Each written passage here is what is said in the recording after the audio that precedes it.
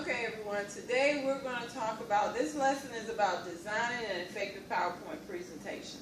Okay, we're at the point where now for our business plan, you're going to design a PowerPoint presentation, and that's important because you want to make sure you are able to convey the information to your audience. When designing a PowerPoint presentation, you want to make sure that it's simple, you want to make sure that it's clear, you want to make sure that it's large enough so that everyone in the room can see. And you also want to make sure that it is progressive, okay? Also be consistent. That's important also. But you'll understand more as we go through this. Make it big. You see here, you see the different size fonts that's appearing, okay? Look at it for a second and see which one you can see a little better. You've noticed that this is too small? Correct. That's too small. So my audience that's in the back, they're probably not able to see that. So you want to make sure that your information is large enough. Next, keep it simple. That's easy. Keep it simple. Don't overload. Okay? Too many colors. Too many fonts and styles. Don't use so many different fonts, styles, and colors. I know we want to be cutesy and everything, but we just want to get the information across to our audience, okay? The 7x7 rule is something that you can also remember. That simply means no more than 7 lines. That means 1, 2, 3, 4, 5, 6, 7. And no more than 7 words per line. That will also ensure that you're keeping it clear and simple. Next. Look at this paragraph. What do you think about it? Yeah. Too many words, okay? Too many words. Too detailed. What could we do about that? We could make it simple. Break things down, okay?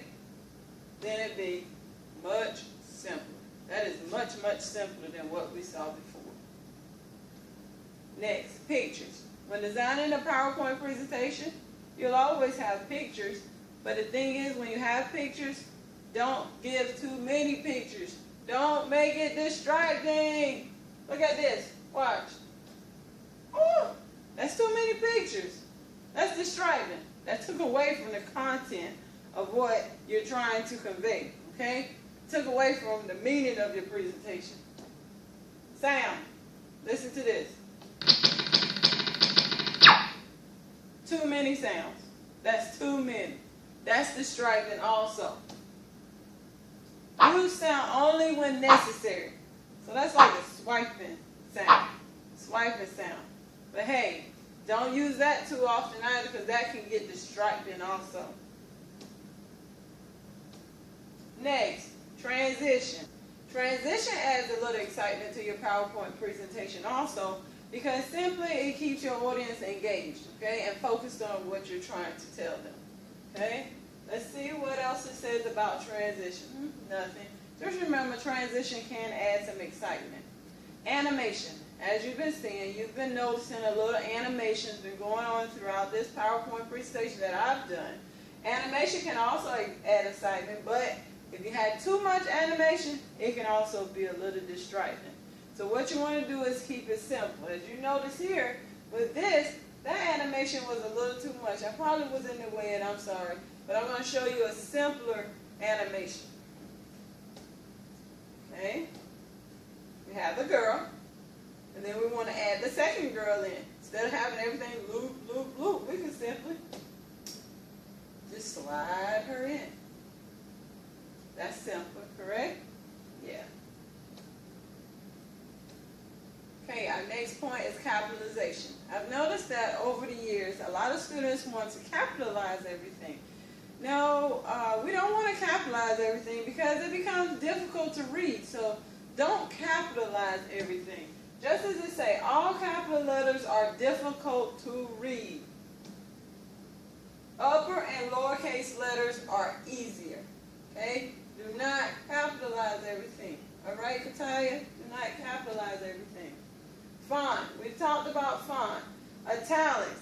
A lot of times students want to overuse italics. That can also be a little difficult to read and a little distracting also. normal or bold fonts are usually clear. Right? It takes some time, so it's easy to make a presentation, but it really takes time to critique because you want to make sure your presentation is consistent, clear and consistent, simple also. Underlines may signify hyperlinks. Excuse me. It also says use color to emphasize. So with that being said, colors.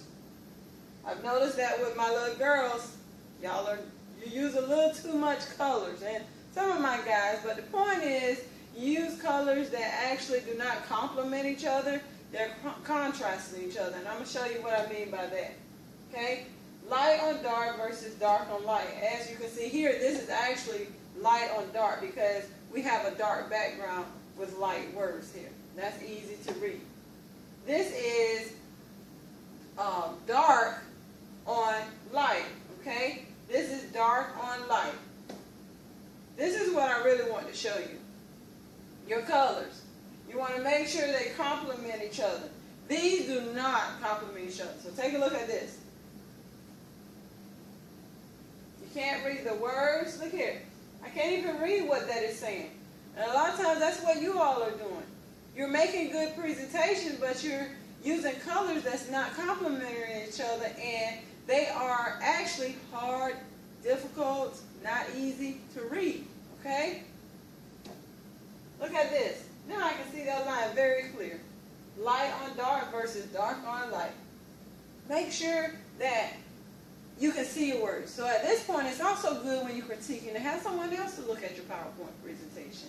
They can often pick out those things and help you with that. Be consistent. Differences draw attention. Differences may imply importance. And use surprises to attract, not distract. Okay? In summary, you want to make sure that your information is big enough. If you're in a large area, you want to make sure that everyone can see the information that you're displaying to them. So make sure it's big. Make sure that it's simple. Don't overload their brain. They're just wanting to see the main points of whatever the information is you're trying to convey to them. Clear. Make sure it's clear. Easily to read.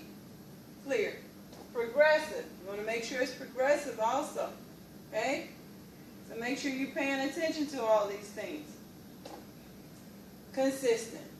Use consistency with it. Consistency in font. Consistency in color. Consistency in transition. Consistency in animation. Consistency throughout. So like I said, it's often easy to make a presentation, but the most time consuming is making sure you critique it so that it is easy for your audience to understand. Okay? Anything else? Okay. So now, before you begin your PowerPoint presentation on your business plan, I want you to go on Edmodo also. Everything that I have here is also listed on Edmodo so that you can often refer back to it. And then as you're working, I'll be maneuvering around the class. Okay? Okay, so as you can see here, my students are they're working on their PowerPoint presentation. This is not actually the first day that they began. This is actually about the second day into working on their presentation. And you can see that some students have made a lot of progress on their presentation and some are still behind. But for the most part, I can see that the presentations are looking clear. They're looking concise. They are using the technology pretty well. At the end, we'll see how everything actually project off of the smart board. But everything is looking pretty good right now. So I just want my students to continue to increase their productivity with using PowerPoint.